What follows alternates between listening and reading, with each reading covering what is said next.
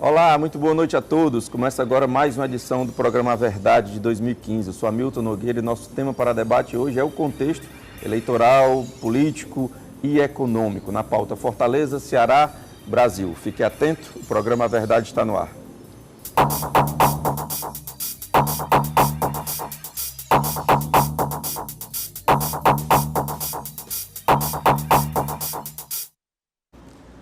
Olá, estamos no ar. Lembrando sempre, você participa 3486-1721, Twitter Hamilton Nog ou Facebook Hamilton Nogueira. Participe ao vivo nesta terça-feira, lembrando que às sextas e aos domingos, sempre a partir das 23 horas, você terá a oportunidade de ver, rever ou recomendar nossos programas. Pautas importantes, sérias, que influenciam, sim, diretamente na sua vida. Além de você que participa de casa, aqui conosco no estúdio hoje estão conosco Aldic Mota, o Aldir, que é deputado estadual pelo PMDB.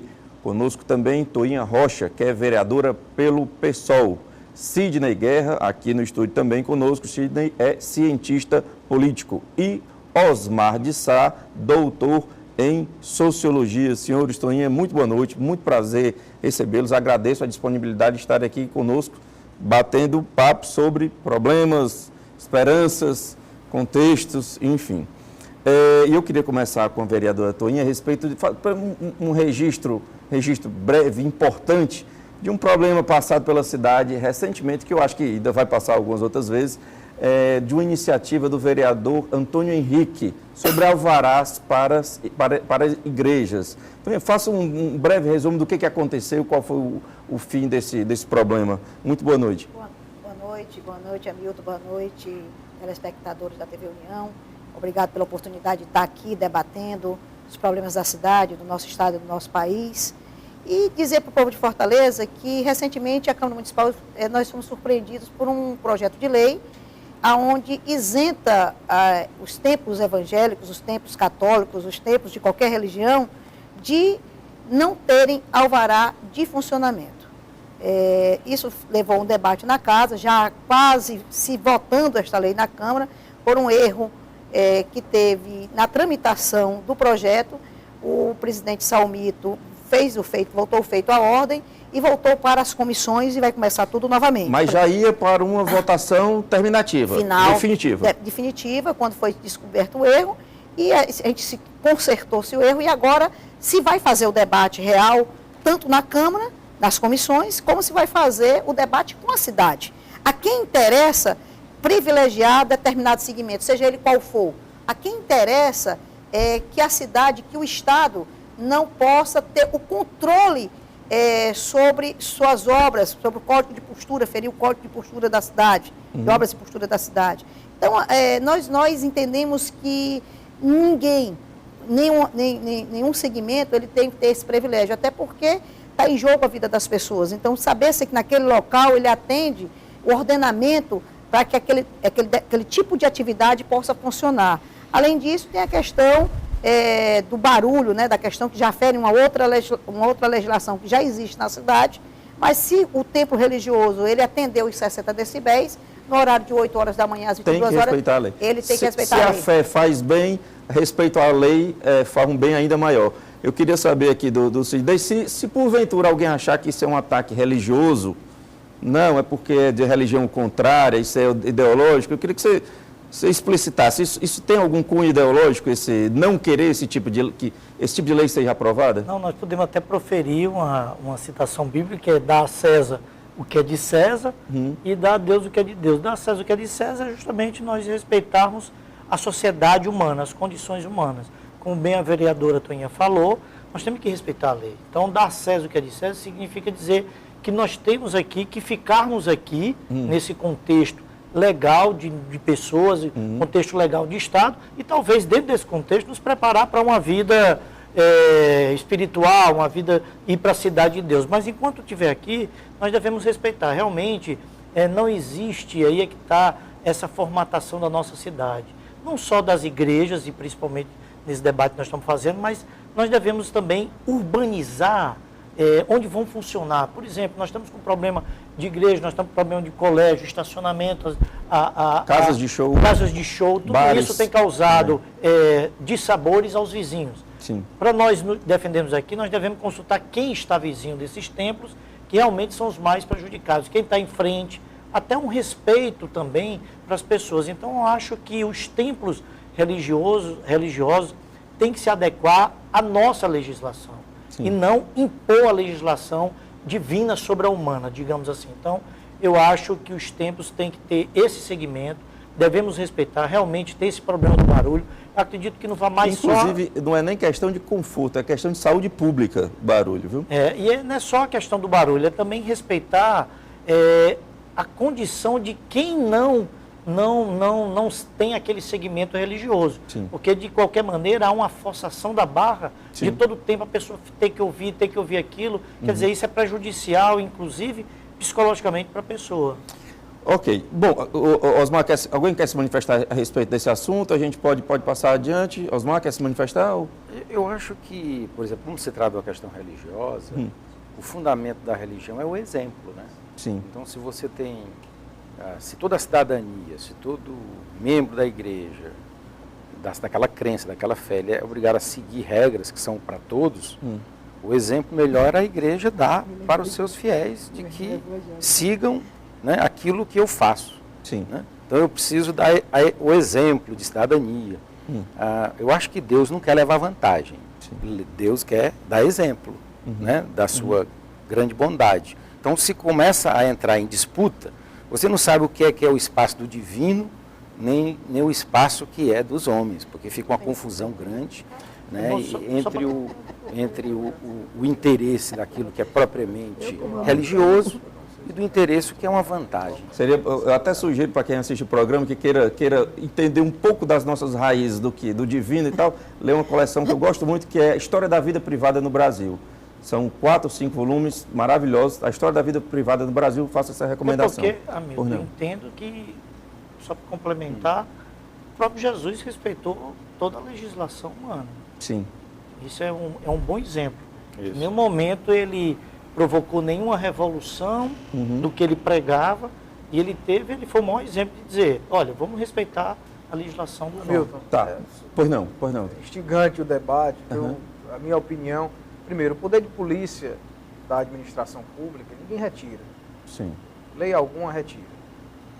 Eu acho que nós não podemos também tratar essa questão achando que é um dualismo entre bem e mal. Sim, no atendimento concordo. a isso. Eu acho que isso é um fenômeno social que nós convivemos em função da grande quantidade de templos e igrejas e que deve ser procurada uma pacificação para isso. Sim.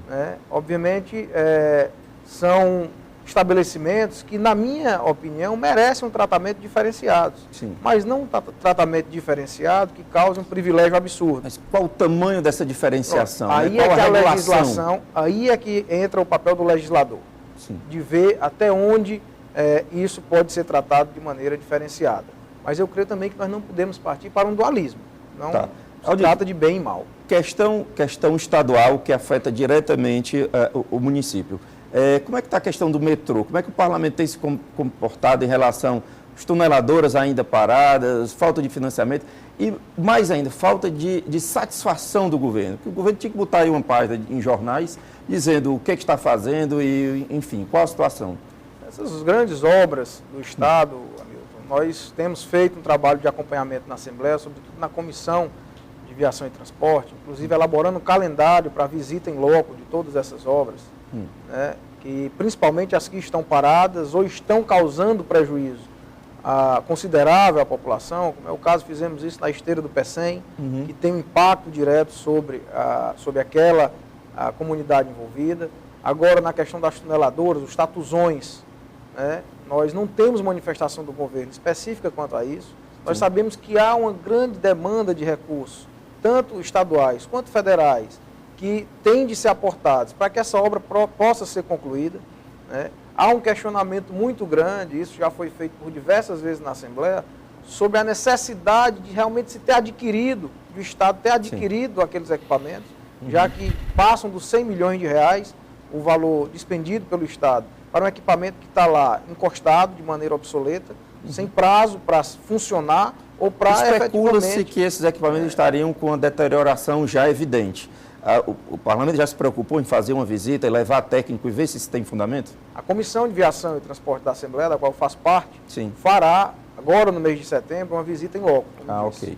O primeiro equipamento público de viação que nós acreditamos que deva ter uma atenção maior é justamente a tuneladora.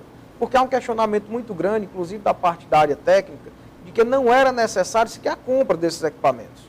Né? Esses equipamentos deveriam ter sido comprados pela entidade, pela empresa, que obviamente Como, vai salvo engano, executar. tradicionalmente consórcio, é feito, como né? ocorre. Costumeiramente. Porque isso, após o uso desses equipamentos, onde é que isso vai ficar estacionado no estado do Ceará?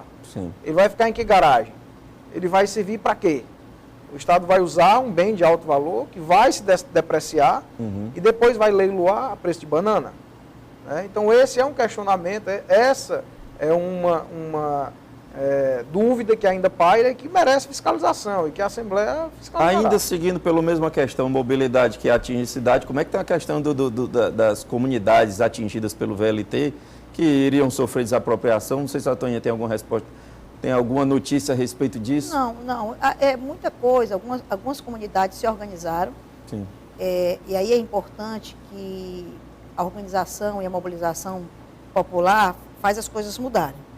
Então, o projeto inicial do VLT, ele mudou algumas rotas, inclusive preservando algumas comunidades. Com essa intenção de preservar? De preservar, porque a comunidade disse que não sairia, né? Sim. Não sairia e se organizou, procurou a Assembleia Legislativa, procurou a Câmara Municipal através dos vereadores e deputados e conseguiu fazer um diálogo e acabou o governo cedendo diante da mobilização.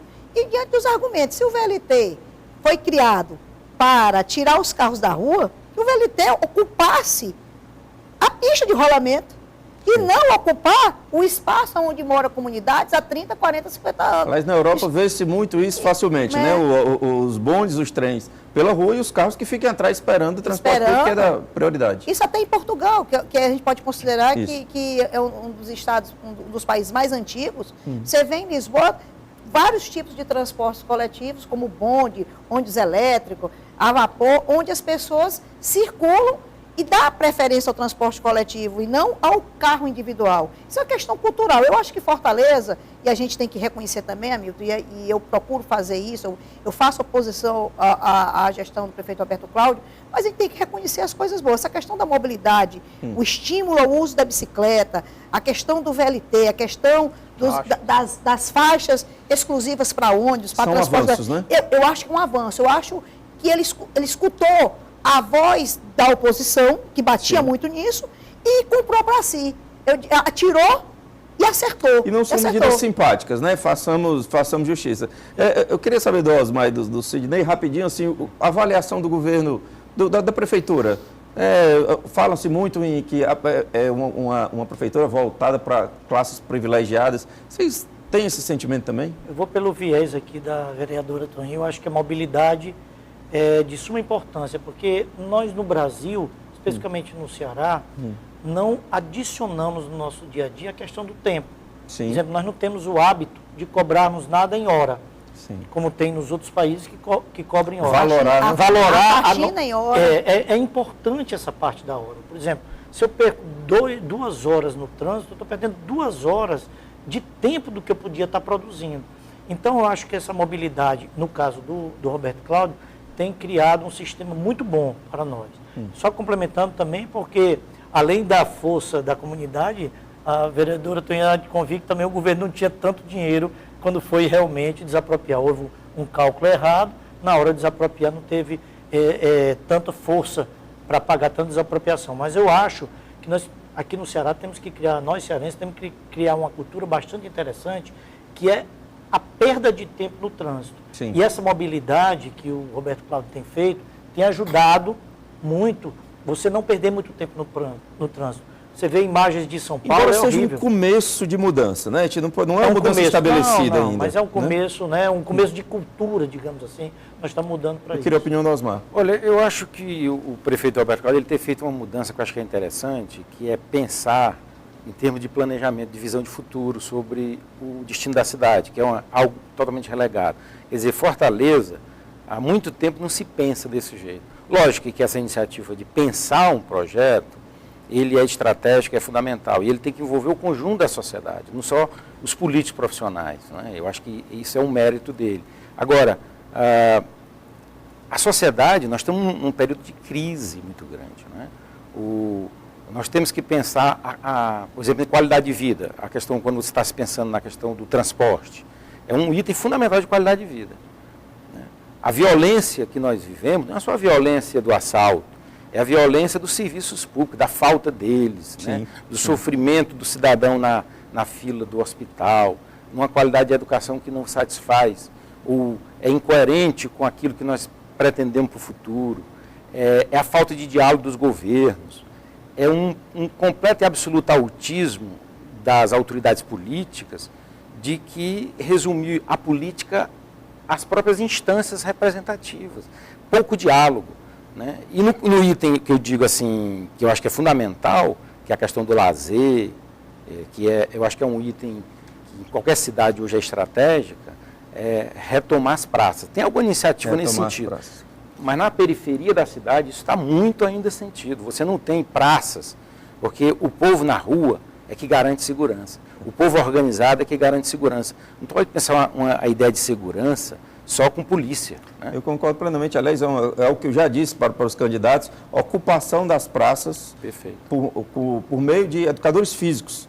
Contrata educadores físicos pela prefeitura para ocupar naqueles horários, para idosos, enfim. O Osmar falou em diálogo. Disse muito que esse governo tem estabelecido diálogo, que foi um grande avanço na questão do diálogo com parlamentares e com a sociedade.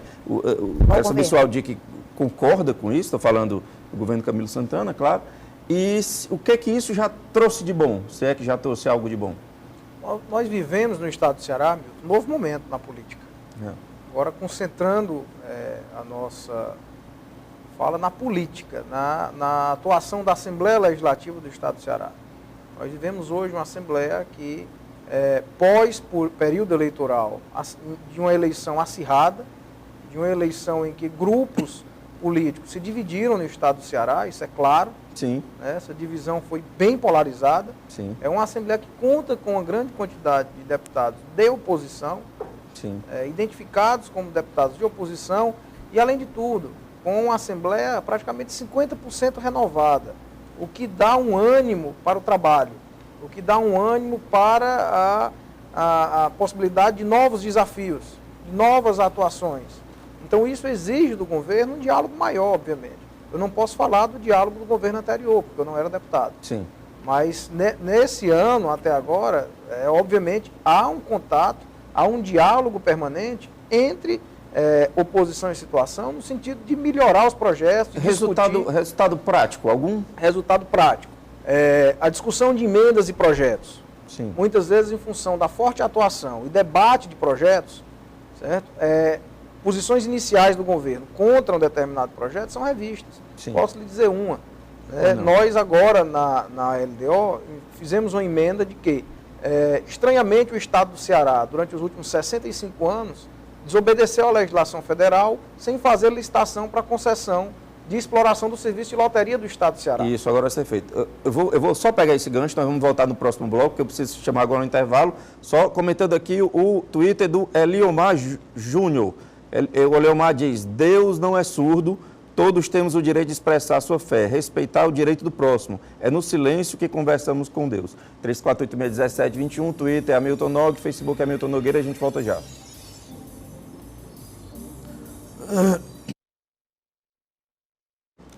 Olá, estamos de volta com o segundo bloco do programa Verdade de hoje, falando sobre crise de conjuntura econômico, político, eleitoral, além de fatos importantes que vão acontecendo. Fortaleza, Ceará, Brasil. Você participa 3486-1721, Twitter Hamilton Nog, ou Facebook Hamilton Nogueira. Participe ao vivo nesta terça-feira, lembrando que às sextas e aos domingos, sempre a partir das 23 horas, você terá a oportunidade de ver, rever ou recomendar os nossos programas que têm pautas importantes que influenciam, sim, diretamente na sua vida. Além de você que participa de casa aqui conosco no estúdio, hoje estão Aldic Mota. O Aldic é deputado estadual pelo PMDB.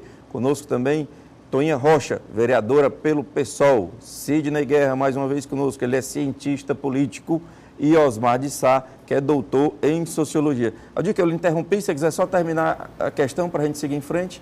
Então, há muito tempo não era feito a licitação para a questão de lotérica. Nós falávamos do diálogo entre governo e oposição e as consequências disso na Assembleia Legislativa. O que eu estava me referindo é que a produção legislativa da atual legislatura impõe esse diálogo. Sim. Impõe esse diálogo muitas vezes para o bem do Estado. Porque quem, no meu entender, quem tem melhores condições de criticar bem o que vem do governo é a oposição. Porque a situação naturalmente está, já parte com uma predisposição de não questionar, de não modificar. E estava lhe dando 2 exemplos. E um deles nós elevamos de R$200 mil para R$1 milhão o valor que é recolhido ao Estado mensalmente, a título de exploração das loterias. É uma emenda que fizemos, porque chamamos a atenção. Emenda da oposição. Emenda da oposição, de minha autoria. Sim. Nós fizemos uma emenda obrigando o Estado a, em um ano, lançar o edital de licitação para exploração, que não ocorria há 65 anos. E foi lançado? Vai ser lançado. Nós estabelecemos um prazo de transição de 1 ano. Um prazo bem curto, se você verificar que há 65 anos não tinha licitação. Nós temos uma PEC de autoria conjunta, de minha autoria, mas subscrita por quase 30 deputados, que obriga que metade das emendas parlamentares seja destinadas para saúde e seca no estado do Ceará, e obras hídricas, de recursos hídricos. Essa PEC, apesar de ainda não votada no plenário da Assembleia, mas hoje o presidente da Casa fez um acordo com o governo de que esse critério seria utilizado já antes mesmo da própria análise da Casa, que é a famosa PEC do orçamento impositivo, que é um debate que se vem para fortalecer, obviamente, o poder legislativo e criar uma independência maior entre os poderes. Então, a gente conversou brevemente sobre Fortaleza, sobre Ceará, e vamos tentar agora para a pauta federal. Quando se vai para a pauta nacional, se fala em impeachment, se fala em CPMF novamente. Pergunta aqui, Osmar, cadê a pauta progressista do governo de esquerda, Osmar? O que aconteceu? Eu acho que existe uma crise, uma crise política, porque a crise econômica ela é mundial. Nós vemos um cenário já desde 2009 de crise. Essa crise ela chega nos países emergentes no ano passado e esse, que ela tardou chegar, mas agora chegou, e chegou muito forte.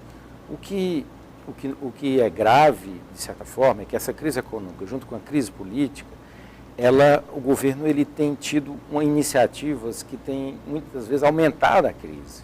Sim. A vide essa iniciativa de levar o orçamento negativo para o Congresso, é algo que eu acho que até que poderia ser uma ideia boa. Né? Se fosse, perdão, o CPMF? Não, a ideia do orçamento deficitário. Ok. A ideia do orçamento deficitário poderia ser combinado, se fosse combinado com todos os partidos políticos. Você sugeriria a participação congressual. Exatamente, o Congresso, olha, vocês podem decidir aqui, não vamos decidir conjuntamente o que cortar. Seria algo até positivo. Agora tinha que combinar, porque senão fica parecendo que o governo não está sabendo onde cortar. E está propondo um orçamento que ele desistiu de governar, nas palavras de um senador hoje, na tribuna. Então é o seguinte, essa questão, ela tem que ter, principalmente numa crise dessa, o setor mais de gestor político do governo, ele não pode cometer gafes tão graves como essa. A CPMF, que já em si é complicada num cenário desse de crise de ajuste, você propor também, sem combinar, com o conjunto e não só com a base, combinar inclusive com a oposição, porque já que é um retorno e tem a gravidade, ele alimenta cada vez mais a divisão dessa bancada e da divisão do Congresso. Senhor Estonha, nós temos a primeira participação por telefone. Alô, boa noite. Boa noite. Seu nome, por favor? É Moacir Salles. Moacir, prazer falar com você, Moacir. Você tem pergunta ou comentário aqui para os nossos convidados? Eu gostaria da realidade de que o sociólogo nos ajudasse a compreensão de para mim, um fenômeno. O fenômeno é o seguinte: a sociedade escolhe o governante e logo em seguida se enverga a esse governante. O vereador, nessa mesma linha de pensamento, trabalha bastante para eleger o prefeito da coligação dele. Pois não. E se verga ao ponto de sequer cobrar do governante aquelas obrigações primordiais. Eu gostaria que ele nos desse, o sociólogo, uma canja, e também os dois políticos que estão aí, sim, por sinal, pessoas muito competentes que eu acompanho pela TV Câmara e pela TV Assembleia. Ok. Ambos são realmente de uma, pelo menos na minha opinião, de uma capacidade muito razoável a nível de Estado e a nível de nosso município. Muito obrigado. Moacir, eu que agradeço a sua participação, foi um prazer falar com você, ligue sempre que puder e quiser. Deu para entender, pessoal? Ficou muito entrecortado aqui. Se eu entendi, ele que fez referência clara, Hamilton, a um fenômeno da nossa democracia, que é a hipertrofia do executivo. Sim. Né? Justamente esse questionamento que ele faz entre A a rapidez dificuldade em de dar atuação respostas, né? e resposta, a hipertrofia em relação ao legislativo. Quando ele comparou com a atuação legislativa de quem se elege e não cobra Sim. do executivo, eu acho que ele se referiu a isso. O que nós hoje vivemos um fenômeno inverso. Infelizmente, em função de uma crise. Sim.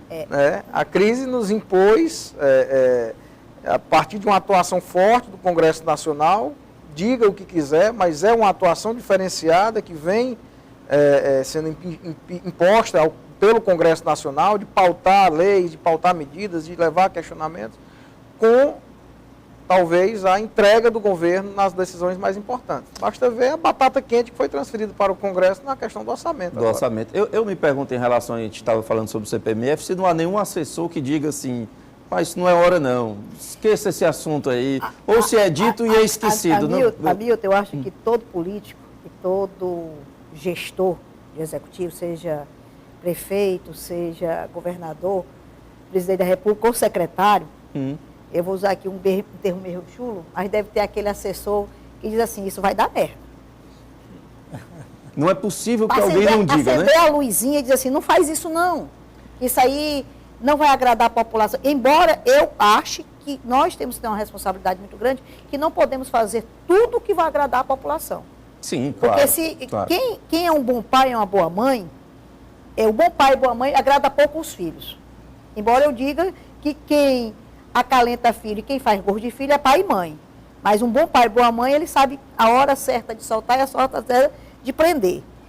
Eu entendo, e eu acho que a saída pela crise, eu votei na Dilma, se eu pudesse pedir meu voto de volta, faça aqui publicamente, pediria meu voto de volta, não que votasse em Aécio, Sim. mas não quero ser corresponsável pelo que está acontecendo. Sim. Eu acho que existe, além de ter uma crise econômica, que acabou gerando uma crise política, mas existe uma crise de credibilidade e de confiança. Sim. A sociedade não se sente representada, nem pelos deputados, nem pelos vereadores, nem senadores, nem presidente. Está se sentindo órfã, abandonada e traída. Porque a Dilma se elegeu presidente da República com pautas de esquerda. Se ela tem assumido a presidência da República e tem implantado as pautas de esquerda, taxar as grandes fortunas. Por que não taxar as grandes fortunas? Por que não fazer um CPMF para operações acima de 100 mil reais? Sim. Que aí não atinge, não atinge a classe média, não atinge os trabalhadores. Seria difícil um Congresso se manifestar contra uma pauta dessa. Esse Congresso que está aí se manifestaria sim. Mas com pressão popular Mas cederia. porque este Congresso que está aí, ele não defende o povo. Esse Congresso que está aí, como é que pode um presidente do Congresso é investigado pela Operação Lava Jato? E o camarada, vocês assistem como é que cinicamente o senhor Eduardo Cunha comanda aquele Congresso, como é que as tramóias que ele faz? Perde uma votação no dia, no outro dia ele coloca outra emenda e contra outra saída, passa por cima do regimento e não está nem aí para a opinião pública, porque ele tem a maioria dos surpreendeu a algum de vocês lado. a reunião hoje, o chamamento da Dilma para que eles conversassem? O que eu acho, só para... a gente fala a palavra hoje é crise, né? Fala Sim. crise econômica. Eu até brinco, no direito nós temos uma coisa que diz o seguinte, contra provas não há argumentos. Sim. Eu estou transferindo para a questão política, contra números não há argumentos. Sim. O que é só para colocar mais um aditivo nessa crise, além da econômica e da política, nós temos uma crise gerencial. Esse é que eu acho mais dramático. Administrativo. Administrativo. Essa crise que eu acho dramática. Ela não tem, no governo, não tem gerenciamento de nada. Ela não tem um comando. Não demonstra, ou pelo menos não dá uma pista de que vai saber como sair. Por né? exemplo, está de uma maneira a questão gerencial, amigo, tão grande, se der algum superávit para Dilma, ela não sabe fazer com dinheiro. É uma questão gerencial, ela não sabe se vai para um programa, se vai para outro. Sobre a conversa hoje entre Eduardo Cunha, aliás, PMDBista, como Aldic, e a presidente, que esperar dessa conversa? Será que tem uma harmonia por aí ou não? Ulisses Guimarães dizia que quando não há mais o que fazer, só resta conversar. E eu acho que o sentimento hoje é esse. O governo federal dá uma demonstração de falta de articulação política, de falta de credibilidade, de falta de competência para gerir o país. Isso é claro, isso é evidente. Basta ver um orçamento deficitário, fiscalização do TCU sobre as pedaladas, sobre a enganação que foi imposta nos últimos anos, né? Ao lado disso, nós temos processos e investigações tramitando, que aí, diga-se de passagem, devemos respeitar e acreditar no princípio da presunção de inocência. Não é também suficiente que uma denúncia ou um indiciamento seja suficiente para afastar um presidente de um poder, porque isso poderia ser facilmente teleguiado para que isso acontecesse. E se assim o fosse, a Dilma já deveria estar fora, porque dúvidas maiores e questionamentos maiores que vêm desde o mensalão até as contas de campanha do PT, até o tesoureiro do partido que geriu toda a estrutura de poder ligada umbilicalmente na reeleição, que inclusive agora foi indiciado também com mais 13, salvo engano hoje, hoje. Deve ser o Duque mais o Vacari. Então nós temos que ter uma cautela, porque senão não fica ninguém. Não é que vamos defender isso, não. Nós temos que fazer o contrário, é cobrar das instituições que deem respostas. Nós temos, inclusive, chefes de poder questionando ações do próprio Ministério Público Federal, a Procuradoria da República. Então, se você parte para isso, tem o TSE entrando em rota de colisão com a Procuradoria da República, porque em um parecer o procurador colocou textualmente uma opinião política, né? Então, peraí, eu acho que o momento agora é da conversa, porque a crise que se agravou, ninguém tem mais dúvida. E representativo disso, Hamilton, foi o discurso proferido sexta-feira pelo industrial Beto Studart. Sim. Foi uma peça clássica, uma peça, no meu entender, histórica, e que certamente foi um dos responsáveis pelo aborto da CPMF. Né? Porque ali ela sentiu... na presença da presidente da República. Ela sentiu cara a cara, porque não houve sequer o respeito da presença no sentido de ter a delicadeza de não fazer. Sim. Mas houve a franqueza de mostrar o atual momento de o falta André de Luiz credibilidade Ferraz civil. passou um tempo longe, sem comentar aqui, o programa mais tarde de volta, e disse que pergunta se existe saída da crise com o PT no poder, e diz que ele não acredita. A pauta impeachment, Osmar, parece que estava deu uma caída, deu uma arrefecida, e agora já volta à tona de novo. Como é que você está fazendo essa leitura aí? Olha, eu acho que a primeira questão dessa crise, você não pode pontuar só a questão do impeachment em si mesmo, porque, na verdade, o impeachment, como colocar o Collor para fora, arranjar um jeito para colocar ele para fora, poder arranjar um jeito de colocar a Dilma para fora. A questão é que eu acho que é fundamental, isso que o deputado Mota estava falando, é de que o Brasil hoje vive uma crise que eu diria uma macrocefalia da política. Tudo virou política. Até uma decisão judicial, ela está sendo questionada como sendo uma decisão política. Uma posição política ideológica. Política partidária mesmo, não é política no sentido, porque toda decisão é política, no sentido macro, né? Não existe como viver em sociedade sem ter, de alguma forma, interface política. Mas é política no sentido partidário, quer dizer, ninguém confia em ninguém. Essa é a crise, e ela não é só uma crise política, ela é uma crise que tem um componente de exclusão, de incapacidade de dialogar com a diversidade da sociedade. Quer dizer, como é que o Brasil passou 20 anos na ditadura, nós já estamos com mais 20 anos fora da ditadura, e depois de 20 anos de uma sociedade democrática, nós já estamos vivendo drama de desconfiança, de incapacidade de diálogo, né, imensa. Né? É como se fosse uma intolerância política. Eu vi aquela cena de um manifestante em São Paulo com o ministro da Justiça, eu acho Sim. até um ato de fraqueza dele, porque você tem que respeitar a pessoa, você tem que respeitar, e quando é uma autoridade, você tem que respeitar a autoridade, porque ele não está ali representando uma instituição, a figura. Né? Exatamente, ele é o ministro da Justiça, então as pessoas têm que ter senso. O que é que custa, quer dizer, as pessoas estão perdendo o senso essa talvez seja uma crise que eu nunca vi deputado nenhum falar dessa crise. Porque todo mundo está se sentindo no direito de ser juiz. No momento que eu ponho em suspeita se um juiz tem a legitimidade de julgar ou não, eu posso ser juiz. Então eu posso cometer um ato de violência, já que a justiça não existe. E a justiça que garante o status quo da cidadania. Né? Então eu acho que a crise é profunda. O governo ele não consegue ser dirigente, que eu acho que é muito mais grave do que simplesmente ser administrador, é dirigente da sociedade. Você vê o seguinte, a Dilma é do PT, o Camilo é do PT. Você deu um exemplo, o que tem de integração hoje. O próprio PSDB, os partidos todos de oposição, o próprio partido do Eunício, como o PMDB, como o Mota está dizendo aqui, está lá, conseguiu costurar no diálogo, da tolerância política, desarmar a oposição e dizer o seguinte, a oposição é fundamental. É fundamental, você não vai ter democracia se você não tiver tolerância, blindar o governo contra a oposição. Essas medidas que parecem surgir agora, como diminuição de ministérios, que parece que ouviu uma onda e eu não sei se é uma resposta administrativa ou se é mais puro marketing. Isso tem que poder? Que tem poder de arrefecer uma crise? Qual o poder disso? Na minha opinião, o poder econômico não tem interesse em impeachment de Dilma. Porque se tiver um impeachment de Dilma, os homens de negócio desse país vão perder muito mais. O ônus é muito até o país se restabelecer. Até o país se restabelecer. Se instaura o ódio. Por trás do Collor não tinha ninguém.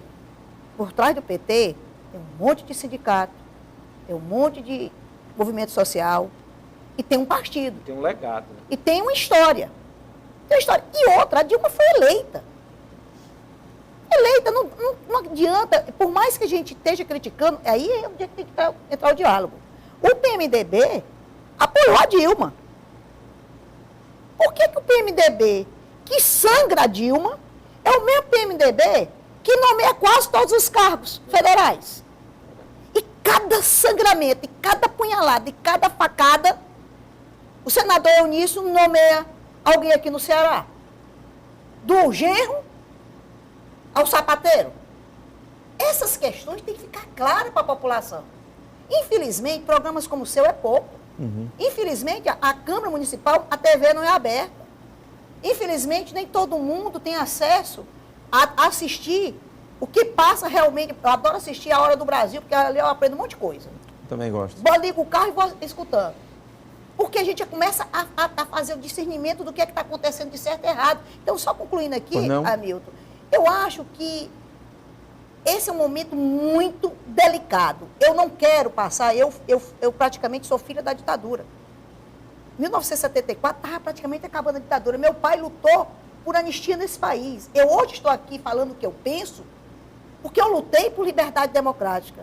Eu não quero voltar ao Estado de ditadura que nós vivemos. Bom, peço licença. Defendendo o retorno à ditadura de uma forma, assim como se fosse muito perigoso. Eu estava comentando aqui sobre a questão da intolerância política, quer dizer, até defender a ditadura, até isso vale, né?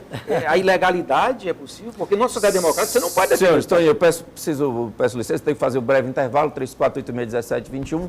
Twitter, Hamilton Nog, Facebook, Hamilton Nogueira. Só para fechar, o Adriano Silva diz: a Dilma se elegeu enganando a população e a esquerda. Como confiar nesse governo? Pergunta o Adriano. A gente volta já.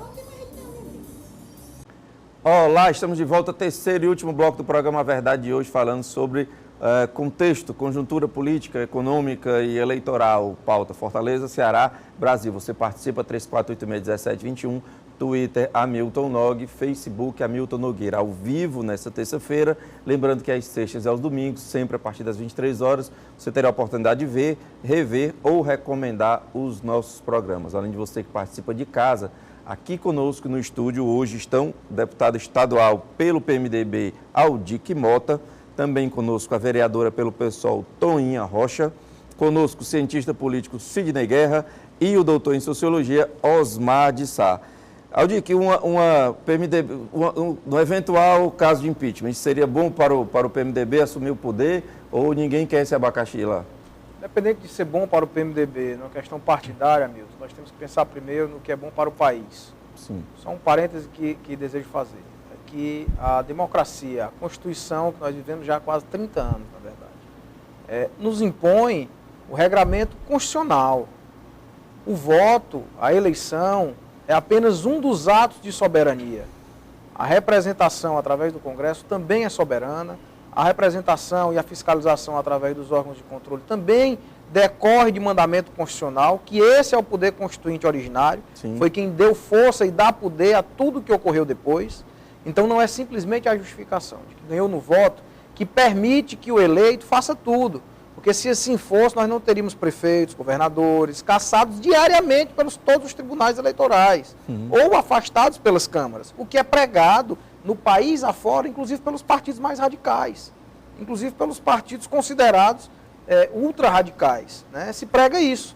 Quando chega essa obediência, essa demanda constitucional a nível de presidência, aí não, porque quem vai mandar é um partido só, porque o vice é o partido tal, porque não é assim. Sim. Você não pode dar uma carta em branco a nenhum gestor em função de a aprovação popular ter sido feita nas urnas, porque senão você exigiria a existência de um recall, que nosso modelo constitucional não permite. Nós optamos pelo impedimento. Hoje, mais de 90% da população rejeita o governo. Então isso não seria suficiente, talvez, para testar as urnas novamente? Ou as urnas só podem ser testadas de 4 em 4 anos? Mas o grande problema, Milton, aí, deputado, é a ênfase que se deu à forma da eleição. Quer dizer, existe por trás da forma de eleição, na época, no período de agosto a outubro, isso que vai ser discutido no TCU, é que ela manipulou os dados, deu mais ênfase à questão social, fez promessas quando já em 2013 nós já estávamos com a economia desacelerada. Então, o povo, mesmo votando, se sente traído nesse sentido. Eu votei, tudo bem, a eleição foi legítima para ela. Mas o povo se sente traído porque votou numa perspectiva enganosa. Tá. E aí é que está o problema. A gente tem que levar isso em consideração. Mentira, deve responder por isso. Isso aí é que está esse problema. Pegando esse gancho aí do enganoso, o Eliomar Júnior diz, assistiu hoje que o gás da cozinha vai aumentar. Esse não tinha aumento desde 2002. Que país é esse? Querem enganar quem? Eu percebo que há sempre um descontentamento pela questão econômica. Parece que é o grande motor do descontentamento. Eu chego a pensar o seguinte, se passarmos a crise econômica, o governo é perdoado?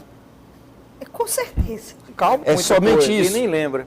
Ninguém nem lembra. Hoje, a cotação do dólar hoje foi a maior nos últimos 13 anos. Isso tem impacto direto no bolso do cidadão.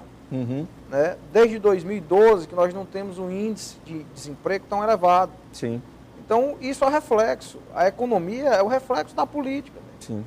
É o que ocorre de crise na economia. E isso ocorreu em função da falta de franqueza no debate, que o PT impôs ao país com o intuito único de ganhar as eleições, independente da composição partidária que houve. Não, mas o problema é que se você está ouvindo, viu, Mota, só a notícia dentro do Brasil, você tem a sensação de que a crise é só política. Nós vemos um cenário internacional de crise. A crise é real.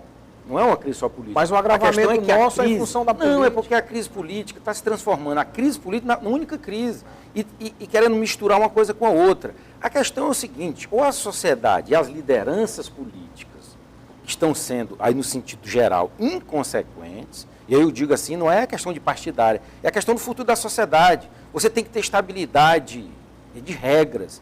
O que é que custa a cada momento que você tiver um prefeito impopular? Não, tem não, porque ele está impopular, vamos mudar as regras. Aí você vai, que regra é essa? Olha, se você se candidatou, o julgamento seu vai se dar na outra eleição e você vai pagar o ônus disso. Se não tiver regra de estabilidade, o que garante o sentido de que você tem, que a justiça representa realmente o direito?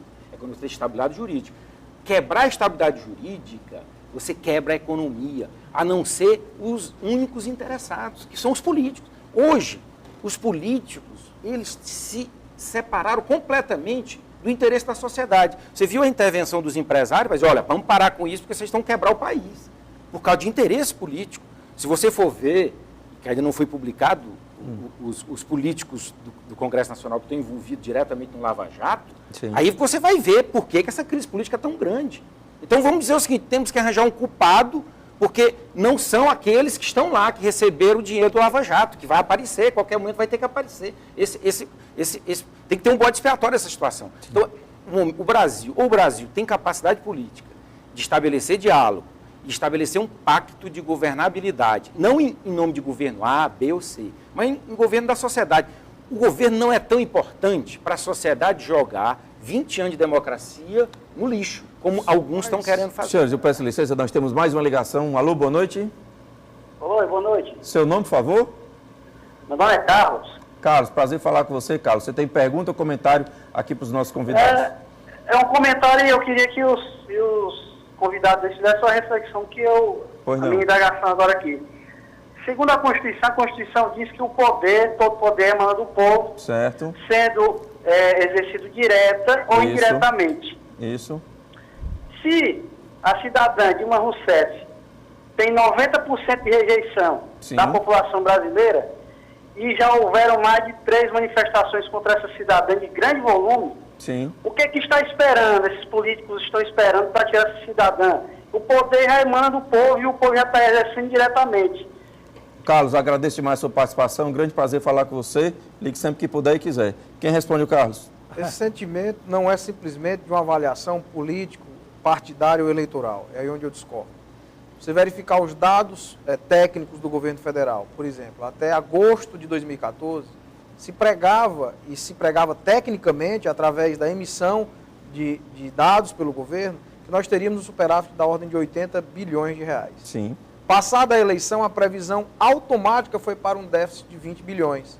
100 bilhões de reais sumiram na economia, numa expectativa de poder, numa expectativa de governo, numa expectativa que frustrou a classe empresarial e que, pior, no início do ano redundou numa frustração da expectativa dos trabalhadores, do setor da reforma previdenciária. Sim. Agora, com o aborto da CPMF, já está anunciado, o governo já fez uma nova comissão para tratar novos cortes na questão previdenciária. Ora, nós acabamos de fazer uma mini reforma previdenciária que impactou diretamente o direito dos cidadãos. Já se vai mexer novamente. Por quê? Porque é uma das áreas onde se corta que o sentimento é feito a longo prazo. O sentimento não é sentido. Não há resposta imediata, indignação imediata, né? Que é o grande temor. Nós também tem que ver que nós estamos aprendendo a votar. Se a gente for ver da época da Constituição para cá, nós ainda estamos um país muito novo. São 30 anos já. Não, mas nós ainda estamos aprendendo a votar. Quando eu vejo uma pessoa falar essa indignação, também me reporta o seguinte: quantas pessoas, na época da eleição, ficam perto ali do local de votação para vender o voto por 5, 10, por 15 reais também. Nós temos que ver os lados da moeda. É fácil você também atacar uma pessoa que está praticamente morta, digamos assim. Mas nós temos que ver. Primeiro, eu entendo a revolta. Primeiro, ela foi eleita. Aí, se a condição que ela foi enganou a população ou não, aí é que nós vamos ver. Não se pode também estar todo o tempo tirando a segurança jurídica, é importante para um governante. Ninguém consegue governar um país para a sociedade. Ninguém consegue governar um país com instabilidade. Em qualquer momento o povo pode estar tirando. Realmente, a má gestão não justifica tirar do poder. Justifica as eleições que estão vindo aí. Estamos quase 2 em 2 anos, nós estamos tendo eleição. E aí vem o povo mesmo, no exercício do escrutínio, diz se fica ou não determinado partido ou aquela pessoa no poder. 2016, e outra coisa, a crise é real. Se você tira a Dilma, vai assumir alguém. Vamos supor, vai assumir quem? Que não vai presidente também... da Câmara? Cunha? É interessante que nessa questão da crise do Senado? haviam vozes que diziam que não havia crise, que era uma crise fabricada pelo PIB. Marolinha. Não. Também isso. Mas agora a discussão já não é essa. A discussão agora passou a ser se é a maior da história ou não. Como se isso fosse tão importante. Isso. Há uma crise violenta e que, a julgar pela peça orçamentária que vai com déficit de 30 bilhões, vai ser 2016, 2017, O que eu só acho também. errado disso tudo, Hamilton, é os pronunciamentos políticos. É de dizer, parece que eles leram todos, no caso do PT, leram aquele livro de autoajuda. Que, olha, não é nada, mas nós estamos afundando. Tem que ter consciência, eu acho, que é um momento... Por exemplo, você sabe como é que eu entendo que ela poderia melhorar para todos nós? Ela chegar, olhar na televisão e dizer, eu errei, peço desculpa. Eu errei. Isso não era agora, não me seria ajude colocar a sair mais gasolina no fogo, não? Não, eu acho que ela até agora ela não disse que errou. Porque o corpo, quem dá corpo a ela não é somente a voz dela. Não, a questão é que a sociedade está muito dividida e tem que haver um jeito de dialogar. Eu estava falando aqui Até quando se fala a verdade, parece mentira. Não, eu acho que quando você busca o diálogo, quando você busca a pacificação, você pode não conseguir completamente, mas você consegue não mostrar-se tão arrogante. A questão que eu acho no governo federal está faltando isso, esse diálogo de sincero, porque o que é que tem? Existe uma desconfiança muito grande do conjunto das forças políticas de ser tipo, vamos ajudar a sair a crise do Brasil e depois o faturamento político vai ser só para o PT. Então, a pactuação é um entendimento nacional em que alguém tem que abrir mão de poder. Né? O governo ele tem que abrir mão de poder, mas isso combinado com um ato de concordância e não simplesmente com desconfiança. Então, se não quebrar essa desconfiança que existe hoje do conjunto político, com essa crise do Lava Jato, porque o Cunha acha que a Dilma pode salvar ele da cassação, porque ele está envolvido no Lava Jato, é uma questão política, porque o Janot colocou ele. Eu salvo a Dilma e a Dilma me salva. Então se for desse jeito, o voto de confiança que o governo federal precisava já foi dado várias vezes, vem sendo dado. Basta ver agora na conclusão do ajuste fiscal, que era uma medida impopular e que o Congresso, mesmo num momento crítico como esse, fez. O que é que ocorre? Após o ajuste fiscal, reonerando o setor produtivo, reonerando quem emprega, o governo nem termina o ajuste fiscal, já vem com a CPMF, já vem falando em quebra de direitos previdenciários. Que eu tenho dificuldade, deputado, sabe qual é a pergunta? Quem errou? Porque até agora que eu saiba, ninguém errou. Ela não assume o erro. O governo federal não assume em nenhum momento assim, eu errei. Ou seja, parece que não teve erro. Se não erra, não muda o erro. Mas a questão exatamente é que você está falando, Otto, é a desconfiança. Se não existe condição de ter diálogo com quem você não confia. Quem você não confia, você não dialoga. Eu não vou nem conversar com ele, que ele não vai me enganar. Então, esse clima de desconfiança geral, antes de qualquer coisa, é quebrar esse clima de desconfiança. Não existe clima para diálogo. E essa ausência de clima para diálogo é que a sociedade está perdendo. A realidade não é só política, tem um tempo da economia, tem um tempo da sociedade, tem um tempo da política. Hoje, a política está dominando tudo, e tudo está virando uma questão de boa vontade. E não é boa vontade. Não é. Mas é porque quem quer ajuda, se ajuda. E o governo não se ajuda. O governo federal, ele, quando você diz assim, transmitir sentimento. Infelizmente, os programas eleitorais, eles não transmitem a verdade. Começa quando a gente faz um santinho. Sim. Eu fui fazer o meu santinho e eu tirei a minha foto do jeito que eu sou.